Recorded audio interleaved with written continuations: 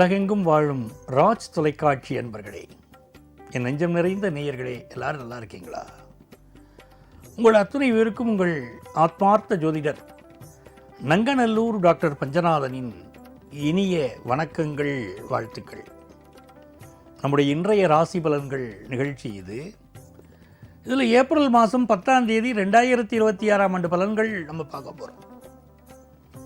தமிழ் வருடத்தில் இது விசுவாவசு வருடம், பங்குனி மாதம் 27ஆம் நாள் வெள்ளிக்கிழமை. இன்னைக்கு பூராட நட்சத்திரத்தில் காத்தால 9 மணி 19 நிமிஷம் வரைக்கும் சந்திர பகவான் பயணம் பண்ணிட்டு இருக்கார். மேஷராசி அன்பர்களே, பூராடம் நட்சத்திரம் அப்படிங்கிறது உங்களுடைய பாக்கியஸ்தானத்தில் வருது.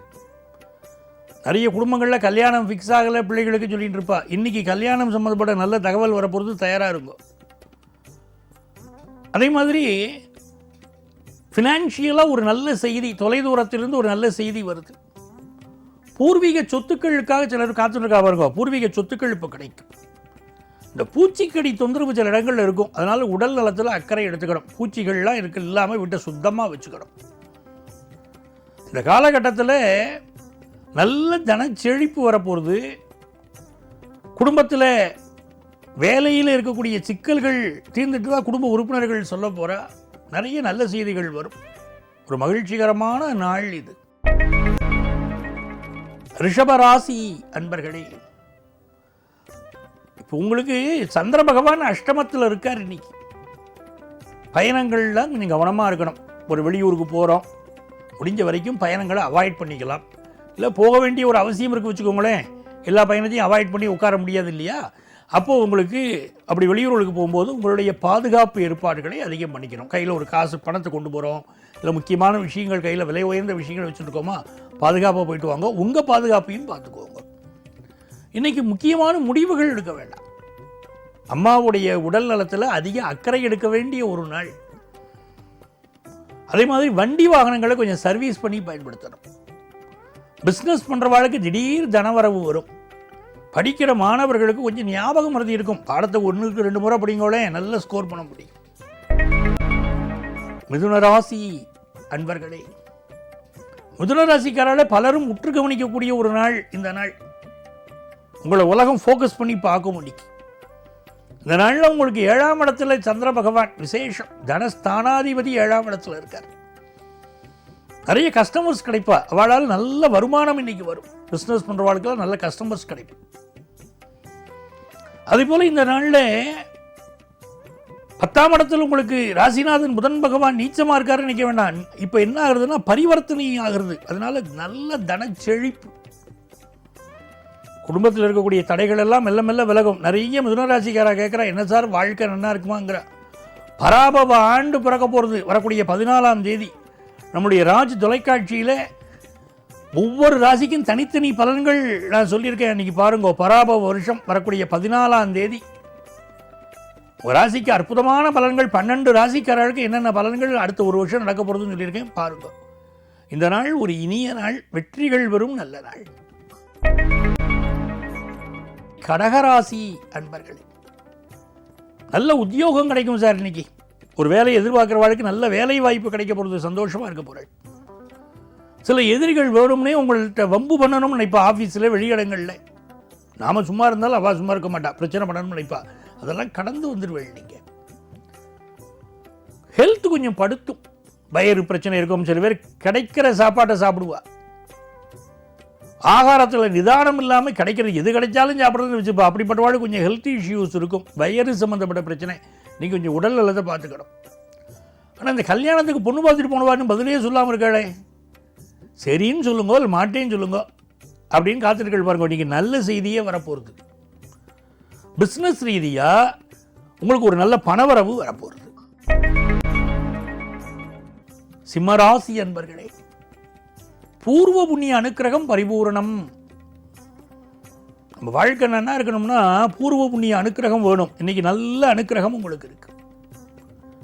தெய்வ அனுக்கிரகம் இருக்கு, குலதெய்வ அனுக்கிரகம் இருக்கு. செல்வ செழிப்பு வரும், தொழில் வளர்ச்சி இருக்கும். உங்கள் பிள்ளைகள் உங்கள் சொல் கேட்பார்கள். நல்ல தனலாபம் வரக்கூடிய ஒரு நாள். கன்னிராசி அன்பர்களே, கன்னிராசிக்காரர்களுக்கு தனம் தரும், கல்வி தரும், தளர்வரியா மனம் தரும்னா அவ்வளவு நல்ல நாள். 4ஆம் இடத்தில் இருக்கக்கூடிய சந்திர பகவான் நல்ல கல்வி நலத்தை கொடுப்பார். புதுசாக வீடு மனை கட்டணுங்கிற எண்ணம் உங்களுக்கு வரும். குடும்பத்தில் இருந்த ஒரு மன கஷ்டம் இன்னைக்கு நிவர்த்தியாகும். காதல் விஷயங்கள்ல இளைஞர்கள் எச்சரிக்கையாக இருக்கணும். சுக்கிர பகவானுடைய அனுகூலத்தின் காரணமாக நல்ல தன வரவு வரப்போகிறது. தொழில் ரீதியாக ரொம்ப முன்னேற்றமாக இருக்கும். இன்னைக்கு துலாம் ராசி அன்பர்களே, பலரும் போற்றக்கூடிய ஒரு அற்புதமான காலம் இது. 3ஆம் இடத்துல சந்திரன், அவரை பாக்கியஸ்தானத்திலேருந்து குரு பகவான் பார்க்கிறார். உங்க கம்யூனிகேஷன் ரொம்ப சிறப்பாக இருக்கும். நாளொரு மேனி பொழுதொரு வண்ணம் சொன்னா பாருங்க, அப்படி ஒரு வளர்ச்சி, உங்களுடைய வளர்ச்சி ரொம்ப நல்லா இருக்கும். கல்வி திறமை வளரும், நிர்வாக திறமை வளரும், வேலை பார்க்குற இடத்துல மதிப்பு மரியாதை இன்னைக்கு கூடும்.